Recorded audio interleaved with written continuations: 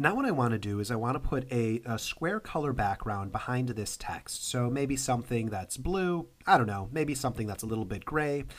I'm not sure. So in order to do that, I'm going to go to my Make a Square tool, the Square Marquee tool, and say that this is the size of the box. Or actually, I think I would do it more like this right here. And that looks pretty good. Here we go. Then I would go to the Fill tool. Now, this is the gradient tool, but if we click and hold, we get the paint bucket. Now with all of these, you'll see that there's little arrows on all of them. So for instance, in the Make a Square tool, if I click and hold, there's also a Make a Circle tool. Or in the, which other one? In the Text tool, there's also things like doing vertical text. There's all sorts of other things right there. For our sake, where it has a gradient tool, there is also a paint bucket tool. And I want to fill it with the color, let's say a light blue. So you'll notice I'm just going outside of the canvas, saying OK. And I just want to fill this in right here. I'm going to click, and it says blah, blah, blah. It doesn't work. So I'm going to press cancel. Now remember, if ever you're having a problem, you're probably on the wrong layer.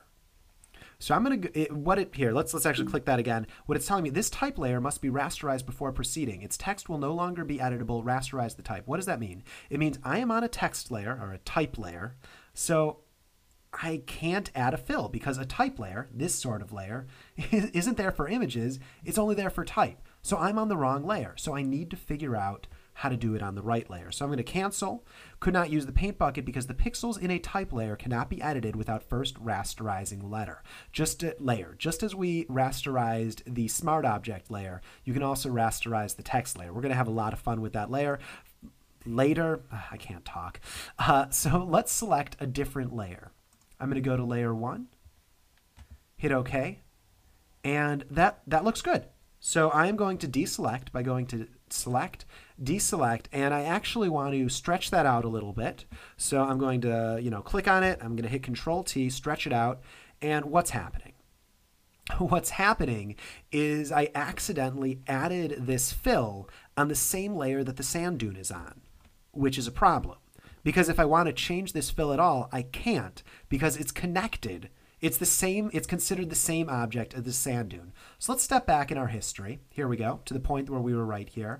And instead of selecting our sand dune layer, let's hit our background layer. And let's go to our fill tool right here. There we go. And I'm going to go to select, deselect, and try this again. I'm going to hit Control T. I'm going to hit Control T, and you'll notice nothing is happening. And the reason nothing is happening is because the background layer is locked in place. You'll notice how there's a little lock sign right here? That's telling us that if you do anything on the background layer, don't expect to be able to transform it. This is just here to set up a background color. So that's no good either.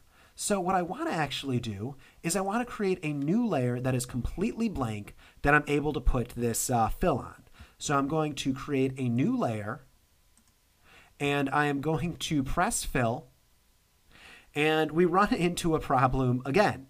So this time, let's go to select, deselect.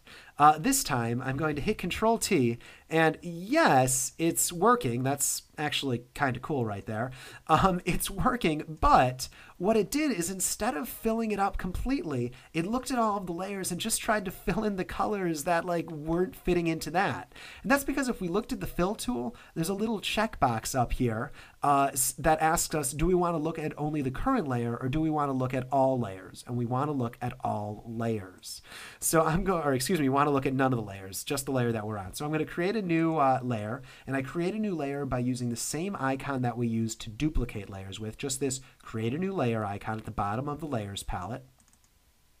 Created a new empty layer, use the fill tool, and now we have the problem of we can't see the text. So in order to solve that, I'm going to go to the layer stacking order, and now we can see the text. We have the problem though that it's overlapping here a bit, so I'm going to go to the layer stacking order and move it down a bit. I want to increase its size, so I'll hit Control T, and now we can increase its size or decrease its size. And you'll notice I'm not hitting Shift because I do actually want to control all of these different things. I could even rotate it about a little bit. I don't want to do that though, so I'm going to hit Control Z, and I am going to hit Enter. Now let me actually name these layers right here. In order to do that, I'm just going to double click and call this box and call this Dune. Now make sure to double click on the word itself. If you double click anywhere else, you get this window, which is no good. So just double click on the word itself and then you can change it. So I want to move this and the box together. So in order to do that, we're going to control click both of them, link them together, and now we're able to move these together. I want to left align this text now, so I'm going to go to left align. You'll notice it's not showing up here in the options bar. So if I select the text tool, it will then show up. All right, so let me just move this down, and I'm having a problem now because they're linked together. So in order to unlink them, I'm going to control click the link again, and now undo, move outside of it, and now I can unlink it right there. Control click, link it together one more time.